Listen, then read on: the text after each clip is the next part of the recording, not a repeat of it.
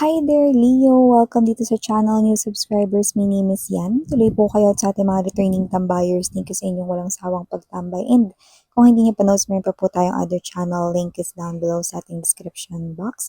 So if interesado, i-click lamang yung link na yan at mariredirect na rin kayo doon. Kung saan nag-upload din tayo ng collective readings for all signs everyday din po iyan. At syempre, huwag niyo kalimutan na wala tayong gender dito. Leo, babae, lalaki, LGBT, lahat welcome. Okay? Just take only what resonates. Kung may cross-watchers dito si Leo, welcome ka rin. At kung may Leo placement sa kanilang natal/birth chart, welcome din kayo. So ngayon, alamin natin ang inyong May 2025 messages, mga babes. Okay, so let's go ahead and check this out. So Archangel Michael, thank you so much together with the angel guides. Can we get messages for Leo, please? What does Leo needs to know? May 2025 messages for Leo. May 2025 messages for Leo, please. Leo.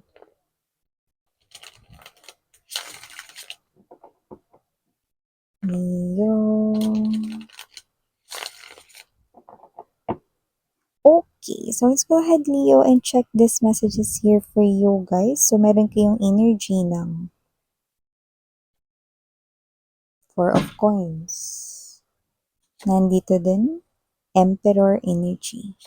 Present din for you, Leo, Queen of Coins. Andito din Strength card. Two major arcanas, Page of Swords, Page of Cups, Five of Wands for Leo, Four of Swords, bottom of the deck, Empress. Empress and Emperor nandito para kay Leo. Nine of Swords in the Chariot card energy. Ito na lang kasi parang hindi nagre-reflect sa ating ilaw. Okay. So, Leo, so nakikita natin dito you have 1, 2, 3, 4. Four major arcanas right here, no? So, kung ano man ito na possible, no, na meron ditong parang pinaplano, in-orchestrate dito sa universe right here, especially when it comes to your kaperahan. So, yun ang mas pinaka napipick up natin. So, if you feel like na parang hindi ka ganun ka-okay sa pera mo ngayon, magbabago na yan ngayong May 2025.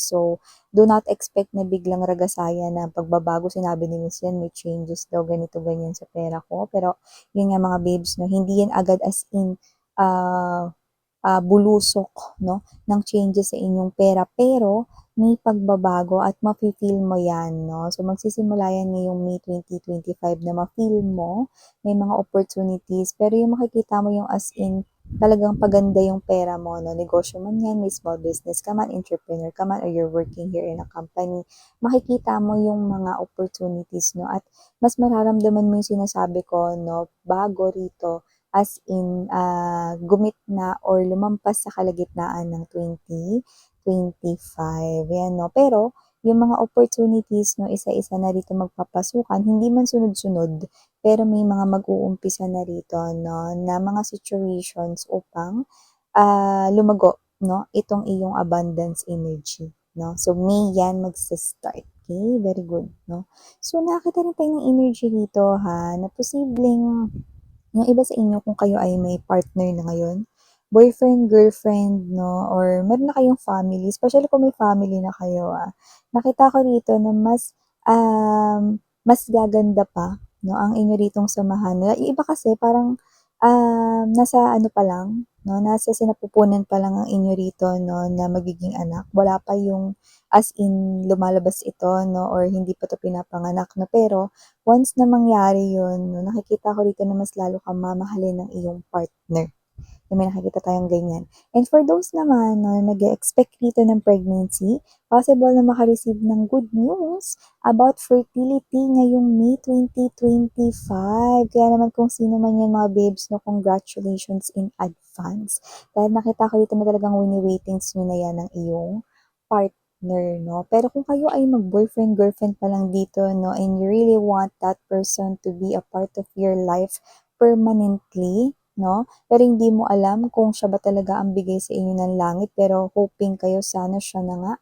while the divine counterparts are here, the emperor and the empress, no, it's a guarantee that this person right here is already yours, no? At para dun sa mga mangilan-ngilan ha, marami-rami yung yan na talaga yung person ninyo. Pero meron mga mangilan-ngilan na parang bibigyan kayo rito, no, ng clue ni universe, no, sa isang dream kung saan dun nyo makikita na eto na talaga yung person ninyo. No? Parang confirmation na lang yun. Pero marami-rami sa inyo na kung sino man yung kakonik nyo ngayon, siya na nga talaga ang inyong the one. No? So, no need to worry na dyan. Pero kasi diba, hindi natin maiwasan since human being needs confirmation, possible na may ganun kayo sa inyong energy. No? Pero confirmed, siya na talaga ang inyong person. Yan, no? So, meron ako nakikita rito. May pagsubok dito, no? Na isang energy na possible na pumasok rito sa life ninyo ng partner mo or ng inyo rito, no, na magiging boyfriend or girlfriend pa lang. Unahin muna natin yung dun sa may partner ninyo. Kung meron kayong boyfriend-girlfriend, possible na meron ditong challenge, no, na posibleng pwedeng bagong katrabaho or maging partner niya ito sa trabaho or whatever, no, or partner sa negosyo. This is someone here na nakikita ko, no, na um, okay naman yung kanyang personality, ugali niya okay lang din naman, kaya lang merong problem. Possible kasi na ma-fall siya sa person mo. Yun yung nakita natin dito. Pero hindi siya yung klase ng energy iskandalosa or whatever, pero lumalabas pa rin siya bilang challenge. Kasi once na ang emotion pumasok sa isang individual, eh, one might go crazy when it comes to love. 'Di ba? So, hindi natin alam, no, kung ano yung pwede niyang gawin, no, once maging desire niya ang iyong person, kaya siya lumalabas na challenge. Pero kung titingnan natin kung sino tong babaeng ito or lalaking ito, nakikita ko na hindi siya iskandalosa, hindi siya palengkera, hindi siya palengkero, hindi siya mga agaw or whatever. Pero, high chance ma-fall siya sa person mo at baka doon na magkaroon ng problema, no? Miss yan, total binanggit mo naman na yan. So, yung tao na yun makasisira ba sa amin? Hindi. Hindi. Pero lumabas siya ng dito kasi challenge para hindi na kayo dito magulat na sabi ni Miss yan kami daw magkakatuluyan pero may babaeng pumasok, may lalaking pumasok, yan o. Hindi, kasi hindi naman nagkakagusto yung person mo sa kanya rito. And kung sino rin naman tong girl and boy na to, no, na sinasabi dito, hindi naman siya yung klase ng energy na nang aagaw. So, susubukan niya rin ang kanyang very, very best, no, to control his or her own emotions and feelings dahil alam niyang mali ito. Plus, alam rin niya ng malinaw na hindi naman siya yung mahal ng person mo, kundi ikaw, no? So, parang at the same time, pwedeng isalute na rin natin tong person na to, no? Kasi, parang napalaki talaga siya rito ng maayos ng kanyang parents. So, may ganong klase ng energy. Okay. Para naman sa mga mag-boyfriend, girlfriend, para naman doon sa hindi pa mag-boyfriend, girlfriend, no?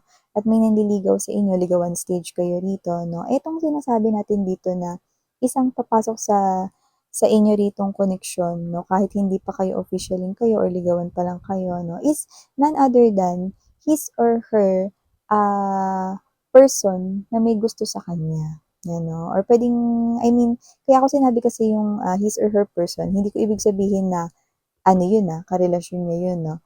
Parang isa yun sa mga malalapit sa life niya na pwedeng may hidden desire sa kanya, may gusto sa kanya, secret lang, ganyan, no? So, may ganong klase ng energy. So, parang dito nakikita ko na challenge siya kasi pwedeng may mga banggitin siya rito na hindi mo pa naman ganun kakilala yan. Sure ka na ba nililigawan mo yan si Leo? Baka naman meron ka pang matuklasan sa kanya na hindi magandang pag-uugali. So, may mga ganun siyang pasundot-sundot na mga conversations, no? Kasi nga, meron siyang hidden na gusto doon sa taong nanliligaw sa inyo or yung nag express ng emotions and feelings sa inyo. Pero gayon pa man, hindi ko nakikita na maapektuhan yung pag-iisip or malalason itong pag-iisip ng person na may gusto sa'yo kasi malaki yung pagkagusto niya rito sa inyo, no? At parang kilala niya na ng sobra itong person na nasa kanyang tabi, no? Dahil alam niya na ganyan yung ugali nun, no? Parang sanay na siya. Kung sino man yun, pwedeng secret admirer niya na one of his or her friends. Mga ganyang klase ng energy. Okay? So, aside from that, meron din ako nakikita dito for you, Leo, with the Page of Swords and there's this Four of Coins. possible na meron dito 'no, na nakatingin sa inyo ito at inoobserbahan kung paano kayo magtrabaho at gumalaw. At kung sino man 'tong energy na 'to 'no, hindi kayo naghahanap ng trabaho pero posible niya kayong i-recruit. So, siyang lalapit sa inyo, opportunity ito sa pera 'no, at, miss 'yan may trabaho na kasi ako, eh. Miss 'yan ganito, ganyan 'no. Yeah, high chance may trabaho kapag lumapit na itong tao na 'to pero 'wag ka. Mas maganda talaga yung i-o-offer niya rito kaya may mga nakikita ako rito na magpapa-recruit or lilipat ng panibagong hanap buhay 'no. Dito na tayo sa mas malaki at mas maunlad. So, yun yung nakikita natin dito. So, wow, good job, Leo. Kasi nakikita ko dito na parang kayo 'to na nasa right age na kayo and you want to earn more money and at the same time, kung sino man itong person na 'to na coming from a legit place or coming from a legit company, authentic, okay, legal, 'no, wala tayong nakikita ritong hindi, maganda or nothing negative yung nakikita natin, ha. Kaya kung ano man ito, pasok sa banga, go, push, grab that opportunity. May mga nakikita ako marami-raming lilipat 'no, kahit na may mga trabaho na kayo, 'yan 'no. Kasi mas maganda 'tong opportunity na 'to and parang kayo 'to na sa isip ninyo, hindi naman paatras ang edad ko kundi, paangat 'no. So dapat mas maging, matured ako sa pag-handle ng aking pinansiyal. Dito na ako sa mas malaki yung kitaan, mas maganda yung benepisyo at mas magiging, pabor 'no, para sa akin. And at the same time, convenient na rin kasi nakikita ko rito na yung iba sa inyo possible na maraming conveniencing offer yung ano, trabaho na yan, 'no? So, yan ay hindi mo kilala, napansin ka lang niya rito kung paano ka gumalaw at magtrabaho, so puwedeng nakitaan ka na rin yan ng ganyan. Possible na isa na rin yan sa mga nakaugnayan mo sa iyong work or whatever, lalo na kung ikaw ay palaging sumasama sa meetings, seminars, 'no, or baka nakikita niya rito ang iyong mga ginagawa sa iyong work 'no. Pero more likely hindi yan part talaga as in hindi yan dun sa mismong connection. Puwedeng sa sister company, puwede rin naman sa, isa sa mga konektado 'no, na communications or connections ng inyong company-ng pinagtatrabahuhan dito. So maliban diyan Leo, nakakita rin ako dito ng energy ha. Umiwas na lang kayo sa pag-aaway kasi meron akong nakikita rito 'no, na mas younger sa inyo, sa age, puwede yun. Pero immature rin kasi siya rito. So, kung sino man 'tong energy na 'to, hindi ko alam kung ba't siya nagtatatalak ng ganito. Nakita ko dito na parang wala naman na siyang say dapat sa mga ginagawa mo 'no. So, meron ditong parang nangingialam pa rin 'no at immature yung kanyang energy. For some reason, hindi ko alam kung ba't ganito yung nakukuha ko, pero parang oily yung hair niya. May gano'n kasi tayong parang na-feel 'no, na parang may na-vibe tayo dito. Parang alam mo yung energy niya, hindi ko alam kung hindi ba siya nagsha-shampoo or puro conditioner lang gamit niya. Pero parang yung energy kasi niya o baka gano'n lang yung sa scalp niya, baka may problem. Parang oily yung kanyang hair. Parang kahit na hindi naman lagkitan or kahit nag-shampoo siya, ang oily ng hair niya, mga girls 'no or boys dito 'no. So kung sino man siya, maybe one of your exes 'no, na may problem siguro sa scalp or whatever 'no. Ang cute ng clue 'no? Pero yun talaga yung nakuha natin dito, so kaya binanggit ko. Para rin ma-detect niyo kung sino 'to sa mga ex ninyo 'no. So, nakikita kong pakikialaman niya kayo rito kahit na wala naman na siyang dapat say sa inyo 'no. So, the immature person is still the immature person here, way back then. So, may mga sasabihin siya rito 'no, sa inyong May 2026 'no, na mga parang mga side comments na hindi maganda 'no. So, may mga gano'ng klase ng energy 'no. Nakakaloka 'pag nakakakuha tayo ng specific clue 'no, tapos may mga ganito, sorry na natawa ako dun.